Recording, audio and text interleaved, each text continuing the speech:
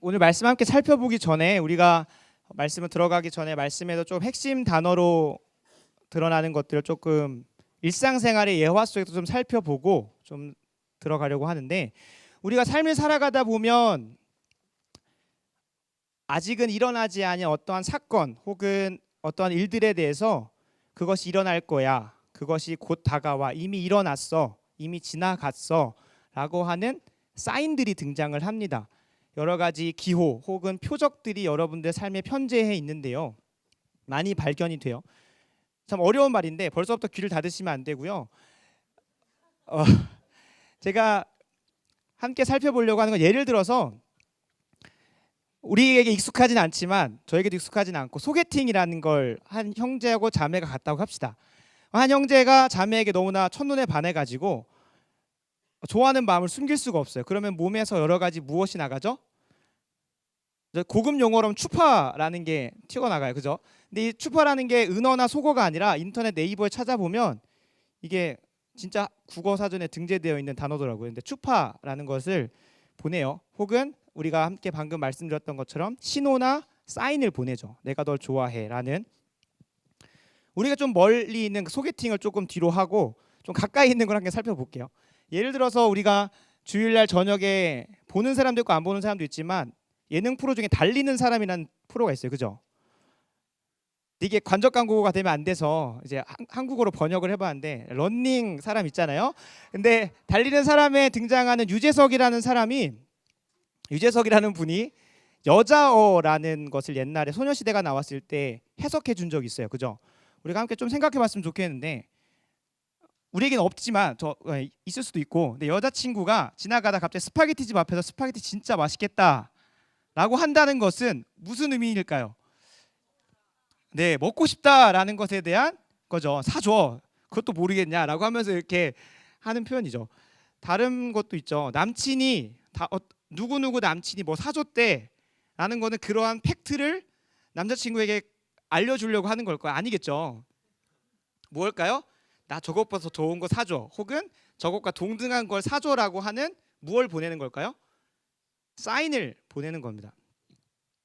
이것도 좀 멀리 있다 싶어서 조금 더 가까이에서 제가 여러분들에게 세 가지 사인을 보여드리려고 하는데, 이렇게 행동으로 보여드리는 게 아니라 이렇게 좀 풀어드리려고 해요. 근데 그 세 가지 사인이 가리키고 있는 어떠한 사건이나 일이 무엇인지 한번 상상해봤으면 좋겠어요. 스무고개라고 생각했으면 좋겠는데, 첫 번째 사인은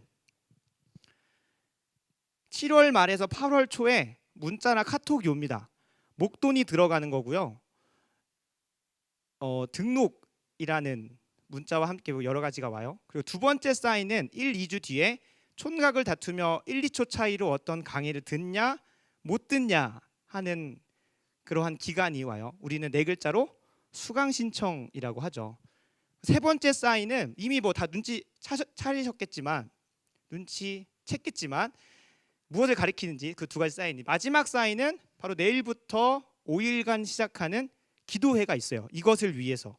이 세 가지 사인이 가리키는 것은 무엇일까요? 바로 여러분들이 싫어하는, 이미 하신 분도 있을 수 있고, 대학원생은 개강과 방학이 없지만, 네, 사랑하고 축복합니다. 근데 개강이 없지만 그 개강, 우리가 여러 가지 사인들을 통해서 안 왔으면 좋겠지만 어쩔 수 없이 8월 말이나 9월 초면 시작하는 그 우리가 피하고 싶은 개강이라는 사실이 있는데, 우리는 이 사인들을 접해도 부정할 수 없이 시간이 흐르면 이 개강을 뭐 하게 됩니까? 좀 어투가 그런데 이 개강을 맞이하게 돼요, 그죠? 우리가 원하든 원하지 않든, 그죠? 오늘 우리가 함께 살펴볼 마가복음 8장 11절에서 21절 말씀에도 여러 가지 사인들, 여러 가지 표적들이 있어서 예수 그리스도가 이미 이 땅에 오셨고, 우리들 눈앞에 있는 이분이 바로 예수 그리스도라는 사인과 표적들이 무수히 많지만, 그것들을 뭐 하는 사람? 우리처럼 부정하고, 우리가 예수님을 부인한다는 게 아니라 개강을 부인한다는 겁니다. 근데 부인하고 부정하려고 하는 두 부류의 사람이 등장을 합니다. 우리가 함께 오늘 말씀을 읽을 때 이 두 부류의 사람이 누구인지를 살펴보고, 내가 어떠한 부류에 속한 사람인지, 그리고 만약에 어떠한 부류에 속한 사람이라면 마땅히 무엇을 행해야 하는지, 어떻게 해야 되는지를 함께 살펴보는 시간 되면 좋겠습니다. 각자 자리에서 일어나서 마가복음 8장 11절에서 21절을 교독하도록 하겠습니다. 제가 먼저 읽고 여러분들이 읽고 마지막 절은 같이 합독하도록 하겠습니다. 바리새인들이 나와서 예수를 힐난하며 그를 시험하여 하늘로부터 오는 표적을 구하거늘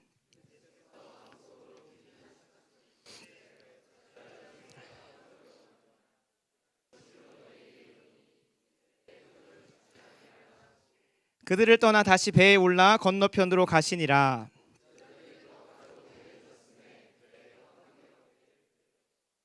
예수께서 경고하여 이르시되 삼가 바리새인들의 누룩과 헤롯의 누룩을 주의하라 하시니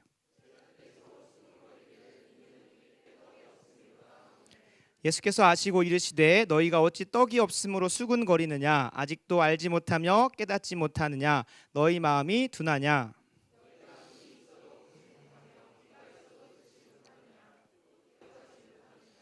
내가 떡 5개를 5,000명에게 떼어줄 때에 조각 몇 바구니를 거두었더냐 이르되 12이니이다.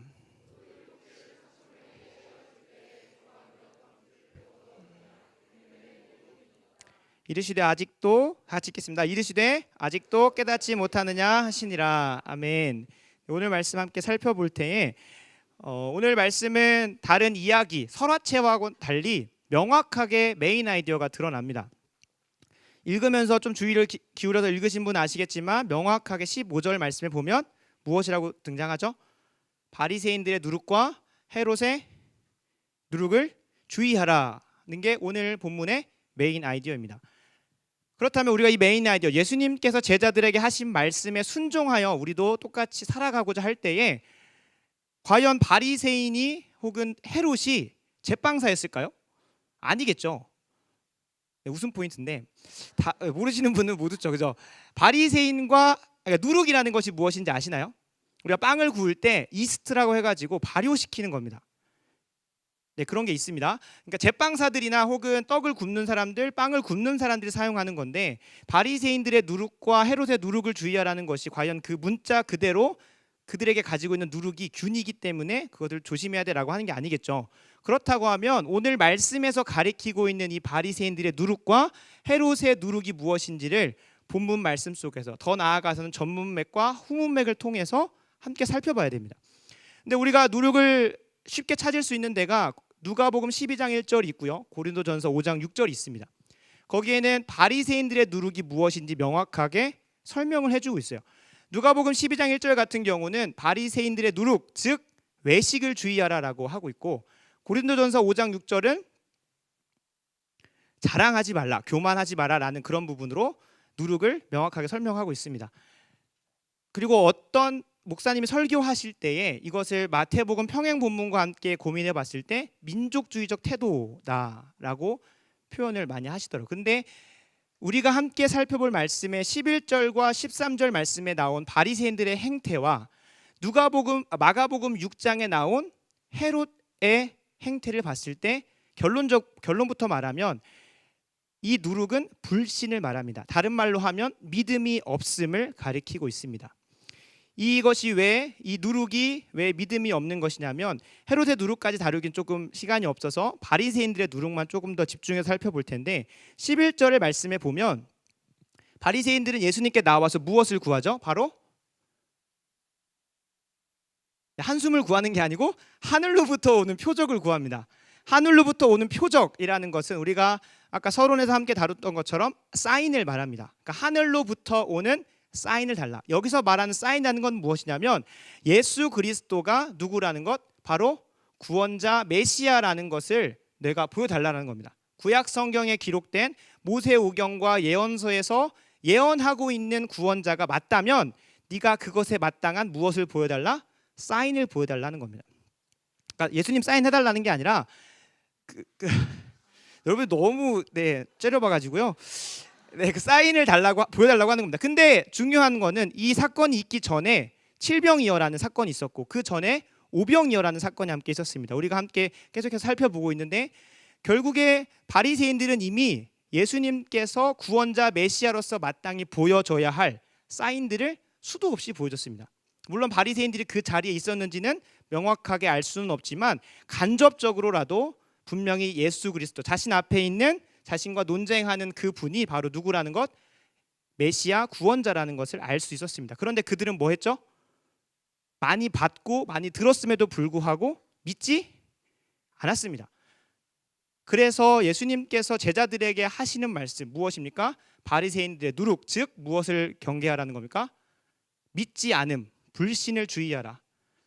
이중부정이죠. 믿지 않는 것을 주의하라. 다른 말로 하면 강조하고 있는 부분인 거죠. 뭐해라? 내가 누구인 것을, 예수 그리스도 바로 구원자 메시아라는 것을 믿어라 라고 강조하는 겁니다. 근데 어떠한 맥락 속에서 갑자기 예수님께서 믿어라라고 하는지 우리가 한번 14절 말씀을 함께 한번 봐야 됩니다.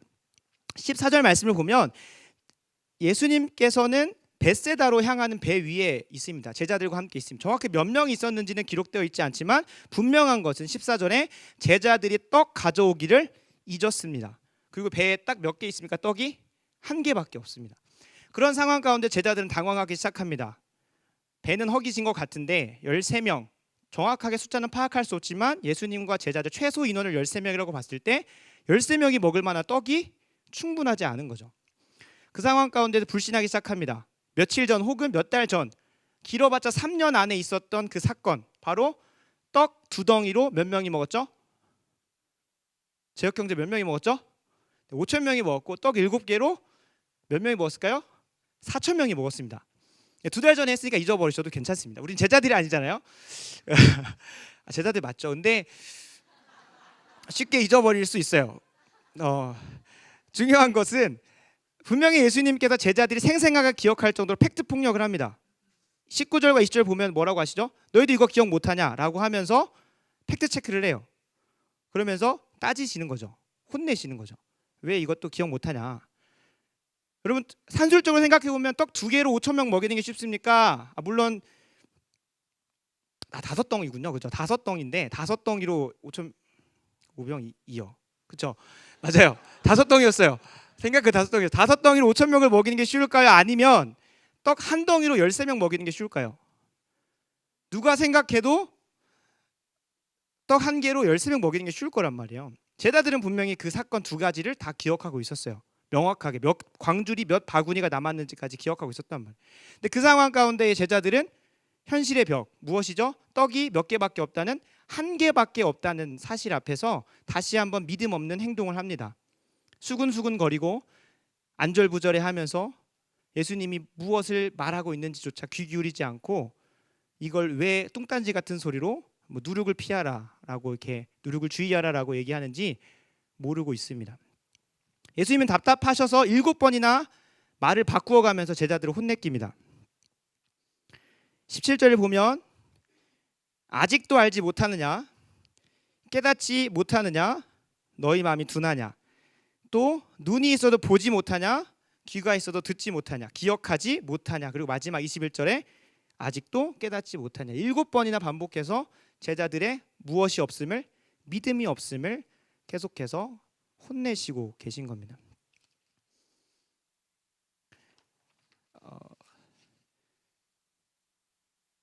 오늘 본문 말씀에서 등장하는, 제가 서론에서 말씀드렸듯이 등장하는 두 부류의 사람이 있습니다.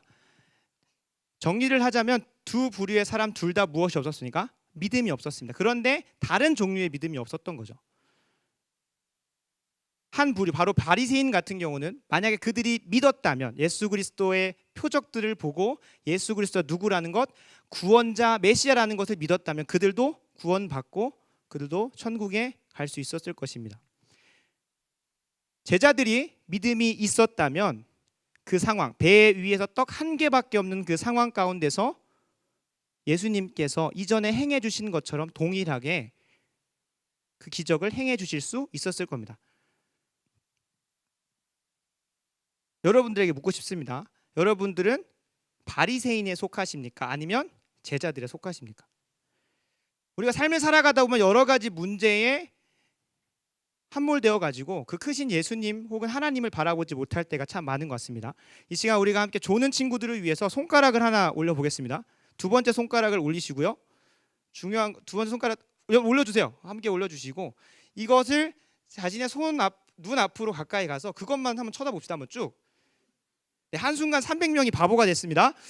중요한 건 이걸 왜 보라고 했냐면 이 한 가지, 여러분들이 제자들과 똑같은 상황입니다. 제자들이 예수님을 보지 못하고 자신에게 주어져 있는 현실 상황 속에 떡 한 개에만 시선을 매몰시키다 보니까 무엇을 보지 못합니까?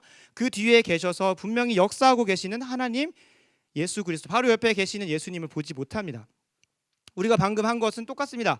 이 손가락 하나에 매몰되면 앞에 누가 있던지 주변에 누가 있던지 아무것도 보이지 않습니다. 모든 게 다 뿌얘지고 오직 손가락 하나만 보게 됩니다. 그리고 우리는 제자들과 같이 바보가 됩니다. 믿음이 없는 거죠. 여기에 뭐 초신자들도 있을 수 있고 아직은 주님을 인격적으로 경험하지 못한 사람도 있을 수 있겠지만, 오늘 대부분의 대상이 주님을 알고 있고 성경을 공부하고 예수 그리스도를 인격적으로 고백했다는 전제하에 제자들에게 예수님께서 하셨던 말씀에 따라 우리에게 적용해 보고자 합니다. 일단 먼저 우리가 믿음이 없는 것을 확인을 해야 됩니다. 만약에 예수 그리스도께서 제자들에게 말씀하셨을 때 만약 제자들에게 믿음이 있었다면 그들은 7번의 질책을 받지 않아도 됩니다. 분명히 우리도 눈이 있습니다. 제자들과 같이. 그런데 우리가 만약 무엇이 없다면, 믿음이 없다면 예수 그리스도를 보지 못합니다. 우리가 만약에 믿음이 없으면 누구의 말을 듣지 못합니까? 바로 예수님의 말씀을 듣지 못합니다. 중요한 것은 우리 자신에게 믿음이 있는지를 다시 한번 우리의 삶 속에서 경험해 봐야 됩니다. 분명히 우리가 뜨거운 감정도 있었을 수 있고 우리가 이성적으로 예수님을 알고 이해했을 수 있어도 우리의 가운데 과연 믿음이 있는지를 한번 점검을 해야 됩니다. 그리고 그 이후에 만약 자신에게 믿음이 없다면, 자신의 삶에서 드러나는 행동에 보여지는 믿음이 없다면 하나님께 나아가야겠죠. 분명히 이 손가락만을 향해 있었던, 우리의 현실의 문제에만 향해 있었던 우리의 시선을 돌려서 예수님을 바라볼 수 있도록 당연히 믿음을 구하는 자리로 나아가야 할 것입니다. 우리가 어느 편에 속해 있든지 간에, 바리새인에 속해 있든지 간에 제자들에 속해 있든지 간에 중요한 것은 우리에게 둘 다 믿음이 필요하다는 것입니다. 만약에 자신이 바리새인과 같은 자리에 있다고 한다면, 아직은 믿음이 없어서 주님을 인격적으로 고백하지 못했다면 이 공동체에서 훌륭한 리더와 간사와 마을장과 교역자, 자기 칭찬인 것 같은데 그 속에서 꼭 예수님을 만났으면 좋겠습니다. 예수님을 알아가고 배워갔으면 좋겠습니다. 그리고 혹여 자신이 제자의 자리에 있는 사람이라면, 오늘 본문 속에서 말하고 있는 제자와 같은 자라면 다시 한번 주님 앞에 재정립하는 시간이 있었으면 좋겠습니다. 우리가 알고 있는 복음은 단순히 우리의 죄의 문제만 해결해주는 그러한 기제가 아닙니다. 그러한 도구가 아닙니다. 예수님이 약속하신 복음은 우리의 죄의 문제를 해결해 주실 뿐만 아니라 우리가 이 땅 가운데에 주님 다시 오시는 그날까지 살아갈 때에 우리가 성화의 길을 밟을 수 있도록 도와주신다는 겁니다. 우리가 성령의 도우심이 아니고선 단 한순간도 살 수 없음을 여러분들 분명히 삶에서 경험하셨을 겁니다. 중요한 것은 예수님께서 말씀하시고 약속하신 복음은 죄의 문제를 해결해 줄 뿐만 아니라 우리가 이 땅 가운데에 그리스도인으로 살아갈 수 있는 힘과 능력과 지혜를 주십니다. 단순히 우리가 좋은 성적을 위해서, 좋은 취업을 위해서, 혹은 앞으로의 행복을 위해서, 많은 돈을 벌기 위해서 예수님을 하나의 신으로 상정해 놓고 단순히 비나이다 비나이다 하는 신앙은 잘못된 것이지만, 분명히 우리의 구주와 우리의 그리스도로 고백한 예수 그리스도께 우리의 삶을 전적으로 의탁하는 것은 마땅한 창조 질서이고 마땅히 그리스도인으로서 구해야 하는 바입니다. 여러분, 이제 새 텀이 시작하고 새로운 학기가 시작합니다. 그리고 취준생들은 이제 하반기에 있을 여러 가지 취업의 전선에 또 뛰어들어야 하고, 연말로 향하는 이런 어려운 상황 가운데 3, 4분기라는 또 바쁜, 직장인들에게는 바쁜 시기가 있습니다. 그 시기를 지날 때 분명 여러분들에게 떡 한 개밖에 없는 상황이 주어질 수도 있습니다. 많은 것을 선택해야 하는 상황도 있을 수 있을 것이고, 그 가운데 좌절하고 걱정하고 염려 가운데 거할 수 있는 상황도 있습니다. 그러나 그러할 때에 우리가 예수 그리스도를 인격적으로 고백한 주님의 제자라면, 그리스도인이라면 마땅히 그때에 믿음의 눈을 들어 예수님을 바라봐야 합니다. 그리고 그분께 우리의 삶의 모든 것을 고백하고 드릴 수 있는 자들이 되었으면 좋겠습니다. 중요한 건 말씀을 마치면서 여러분 정리 한번 하고자 하는데요. 여기 꼭 들으셔야 돼요. 여러분, 옆에 있는 지체들이 이렇게 눈을 지그시 감고 있다면 은혜의 자리를 한번 초대해 주시면 감사하겠습니다. 역사에 있는 가정이 없습니다. 그죠? 이미 지나온 사실에 대해서 우리가 가정에서 바꿀 수 있는 건 전혀 없어요. 그러나 만약에 제자들이 그때 믿음을 가지고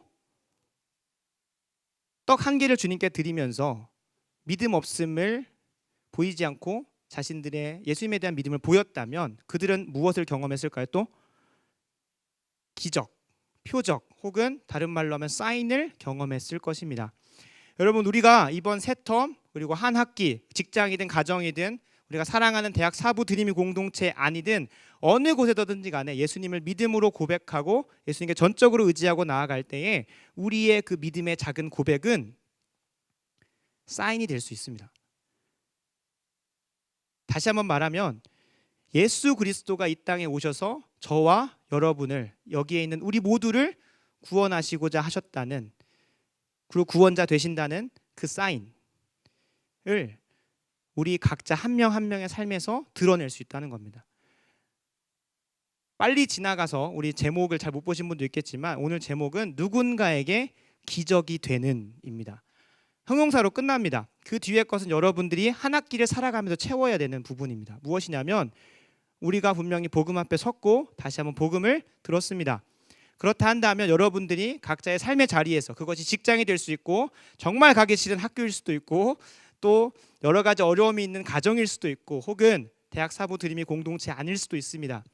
그 안에서 여러분들에게 중요한 것은 그 뒤에 것을 채워가야 한다는 겁니다. 여러분들이 믿음을 주님께 고백하고 그렇게 삶으로 살아낼 때에 누군가에게 여러분들의 삶 하나하나가 한 명 한 명의 인생이 사인이 될 수 있습니다.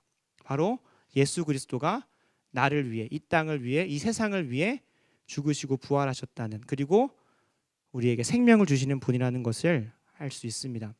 여러분들에게 있는 한 가지의 떡을 주님께 온전히 내어드릴 수 있는 그러한 한 학기가 되었으면 좋겠습니다. 이 시간 함께 찬양은 하지 않고요, 같이 기도 하나 하고 마무리하려고 하는데요. 우리가 너무나 감사한 거는 찬양을 하면서 오늘 말씀하고 너무나 연관된 찬양들을 골라준 형준 형제에게 정말 감사하는 고백을 했었습니다. 물론 하나님께 영광을 돌려드렸지만 형준 형제와 제가 영적으로 교감하지 않았을까, 대단한 영성인 것 같아요. 근데 중요한 거는 한 가사 한 가사 여러분들 어떻게 고백했는지 모르겠지만 이 찬양의 순서대로 다시 복음 앞에 나아가야 하고, 그리고 주님의 그 모든 것, 우리의 갈급함과 힘듦과 결핍들을 그 놀라우시고 형언할 수 없는 사랑으로 여러분들의 삶에 채워야 됩니다. 여러분, 사랑은 단순히 입으로 사랑해라는 고백으로 끝나는 게 아닙니다. 사랑한다면 마땅히 행함이 나옵니다. 하나님은 여러분들을 사랑하셔서 여러분의 삶 가운데 예비해 놓으신 여러 기적과 사인들이 있을 겁니다. 그것이 사람을 통해서든 그것이 여러 상황을 통해서든 여러분들에게 사랑을 표현하실 거라고 믿습니다. 여러분, 이번 한 학기, 한 텀, 그리고 3, 4분기, 그리고 연말로 달려가는 바쁜 시기 가운데에 나의 믿음 없음을 다시 한번 보길 간절히 소원합니다. 그리고 또 한 가지, 믿음 없음을 머무는 것이 아니라 하나님, 내 삶 가운데 퍼져 있는 바리새인들의 누룩, 바로 그 불신을 제거해 달라고 고백했으면 좋겠습니다. 이 시간 뜨겁게 기도하고 제가 마무리 기도하겠습니다. 하나님 아버지, 간절히 소원합니다. 다시 한번 복음 앞에 나아갑니다. 공동체 위에 하나님의 놀라운 능력과 힘과 지혜가 임하는 것을 보게 하여 주시옵소서. 하나님 아버지, 간절히 소원합니다. 이제 새 텀, 두렵고 떨리는 한 학기가 시작됩니다. 연말로 달려가는 여러 가지 바쁜 상황 가운데서 그 주어진 환경만, 주어진 떡 한 개에만 매몰되어서 크고 놀라우셔서 우리를 사랑하셔서 우리에게 역사하고 계시고 관심 갖고 계시고 사랑을 너무나 표현하고 싶어하는 하나님의 그 사랑 표현을 잊어버리고 나 몰라라 하는 자 되지 않게 하여 주시옵소서. 주여, 우리의 믿음 없음을 아버지 앞에 고백합니다. 우리에게 믿음을 주셔서 주님을 의지하게 하시고 우리의 삶 가운데 살아갈 때 마땅히 내가 행해야 할 바를 행할 수 있는 그러한 것을 구할 수 있는 믿음의 자녀 될 수 있도록 주님 도와주시옵소서. 하나님, 한 텀 동안 리더로 세워져서 조원들을 섬기는 자들이 있습니다. 하나님, 리더로 세워진 자, 그리고 마을장으로, 그리고 간사로 각자의 자리에서 리더십의 자리로 섬기는 모든 자들 위해 하나님, 주님께서 허락하시는 은혜가 풍성하게 하시고 그들 모두에게, 섬기는 모든 자들에게 누군가에게 기적이 되는 놀라운 역사가 있는 한 텀 되게 하여 주시옵소서. 하나님, 두렵고 떨림이 하나님께서 허락하시는 사랑으로 인하여 기대와 담대함과 감사가 되게 하여 주시옵소서. 모든 것 주님께 딱 하며 예수 그리스도의 이름으로 기도드립니다. 아멘.